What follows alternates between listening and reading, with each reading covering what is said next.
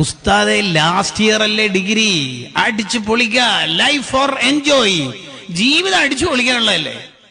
എന്തിനാ ഈ കുറെ റെസ്ട്രിക്ഷൻസ്, റൂൾസ് ആൻഡ് റെഗുലേഷൻസ്, നിയമങ്ങളൊക്കെ?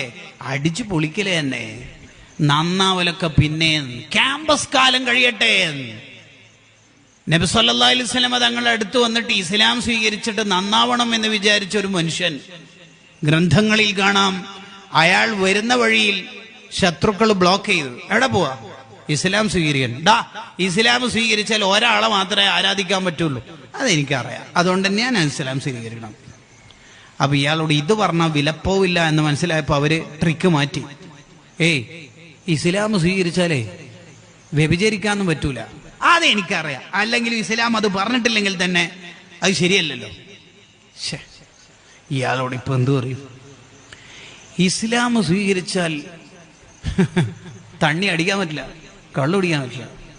ഓ അങ്ങനുണ്ട്, അതെ, എന്നൊരു കാര്യം ചെയ്യാം, ഇക്കൊല്ലം ഏതായാലും കുടിച്ച് തിമിർത്താടാം, ഏതായാലും ഫൈനൽ ഇയർ അല്ലേ ഡിഗ്രി, ഉദാഹരണം, ഇക്കൊല്ലം ഏതായാലും അടിച്ചു പൊളിക്കാം, അടുത്ത കൊല്ലം ഏതാകാം, റമദാൻ തൗബയൊക്കെ ശരിയാവാന്നൊക്കെ പറയണ പോലെ അടുത്ത കൊല്ലം ശരിയാവാം.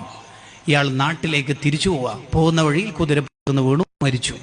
നാളെ നന്നാവാം എന്ന് ചിന്തിക്കുന്നവർക്കുള്ള കഥയാണ് എന്ന് മഹത്തുക്കൾ ഈ ചരിത്രത്തെ സൂചിപ്പിക്കുന്നുണ്ട്.